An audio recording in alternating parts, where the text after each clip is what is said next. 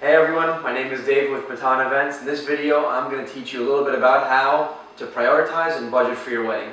After doing about 3,000 weddings in the last 8 years, I'll just give you some of my personal knowledge and experience of what other couples go through and how we help them plan and budget for their wedding, and just general tips, ideas, advice, and things to think about for your own wedding coming up.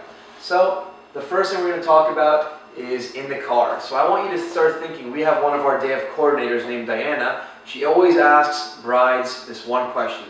After your wedding, when all of your guests are in the car on the way home from your wedding, what do you want them to say? Do you want them to say, wow, that wedding was crazy, it was so much fun, it was amazing? Do you want them to say, the food was delicious, oh, I'm stuffed, it was an amazing food, amazing buffet? Do you want them to say, wow, what a beautiful, gorgeous, romantic wedding, the flowers, decor, linens, it was just phenomenal, stunning wedding? Or a combination of all three. Obviously everyone's going to say that, but think, what's the most important? I like to ask people, a year later, 10 years later, 20 years later, what do you want people to remember? Don't forget, a year later or even 20 years later, when your children are looking at your coffee table photo album, they're not exactly going to remember what the food tasted like, but they might see how the flowers look in the picture, they might see how much fun the wedding was. So what do you want? That's the next question. What do you want? Speak to your better half, so either the fiance, and ask them what do you want and what do they want, and try to come up with a compromise and see what you guys can do with your budget.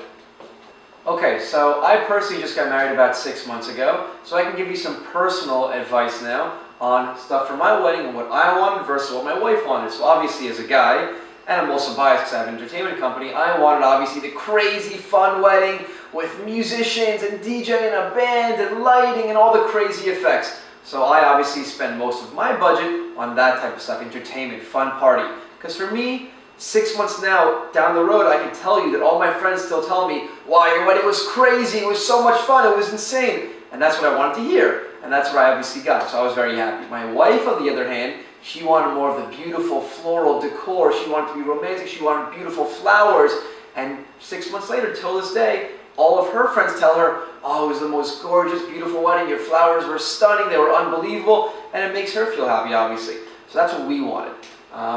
Next, I'll talk about 4 different categories that you could spend your money on, that most of your budget, 80% of your budget will fall into these 4 categories, so they're the most important to think about, how you want to prioritize and set your budget for each category. Okay, so let's start with the first one, decor. So decor, you have your venue. That's one of the most important things. The venue is going to cost a lot of money, especially if it includes the food and catering, which we'll talk about in a second.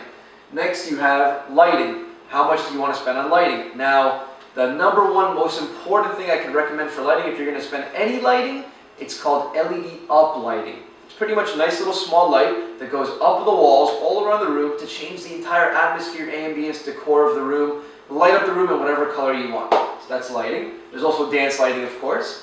Flowers, you're going to spend a lot of money on flowers, especially for the altar and for each table, each centerpiece. So think about what you're looking for. A good tip for the florist, go on Pinterest, open up a Pinterest board, find some beautiful photos of flowers that you like, or on Google Images, and when you meet your florist, show them these pictures and see if they can make your dream a reality. And obviously try to come up with a reasonable budget for how much you want to spend per table.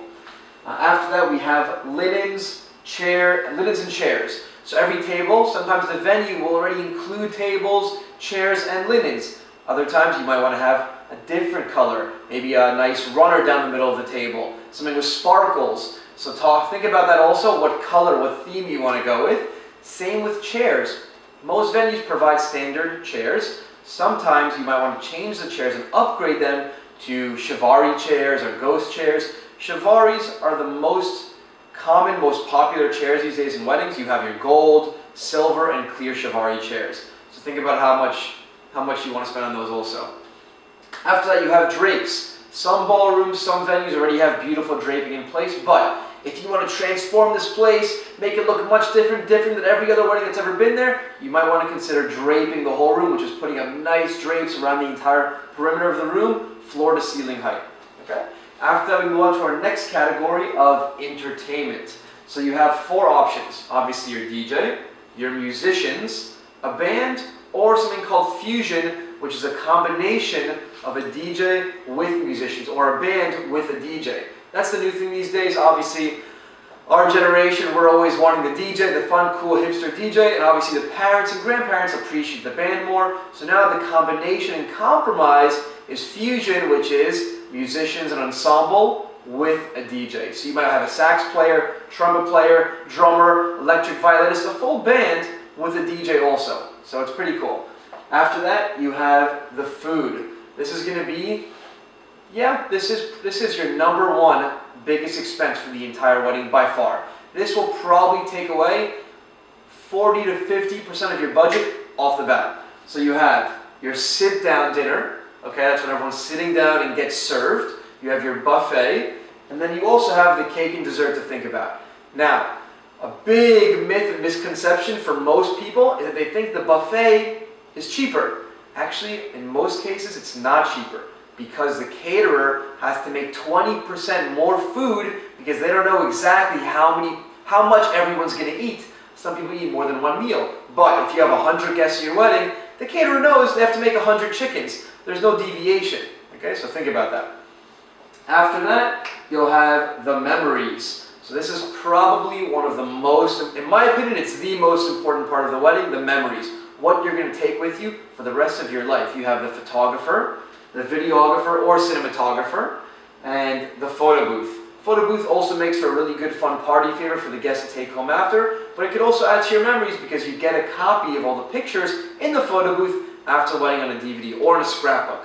So most people spend the most amount of money, which I agree, on a photographer. It's one of the most important things in my opinion, because after the wedding, when everyone comes to your house for the rest of your life, what are they going to do as soon as they walk into the house? They're going to sit on the couch, look at the coffee table, and right there is going to be your big photo album, your coffee table book photo album that everyone's going to go through every single day. Now, think about it. In 20 years, when your children are older, in 50 years, when your grandchildren, great-grandchildren are older, all that's left really is your photos. And maybe they might look at the video also, but the most important is the photos and photo album. So make sure that you have a good photographer, you pick them early enough in advance. Really good photographers get booked up to a year, 2 years in advance. That's one of the first things you should focus on right after you get the venue and caterer. After that, like I said, memories. Overspending on one category. I see this all the time. A lot of people go crazy on the flowers. They spend all their money on the flowers and they're left with nothing for the photographer. They don't even have a videographer, and especially the entertainment, the DJ, the musician. So they'll spend $10,000 on a florist, and then they'll call a DJ company and say, yeah, our budget's only $700 for a DJ. What can you offer us?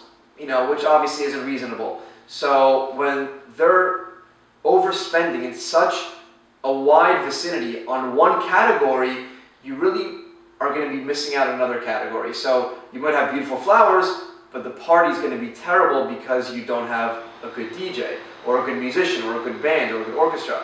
Or you might have beautiful flowers, but they're not going to look beautiful because you're a photographer, you couldn't afford a good photographer.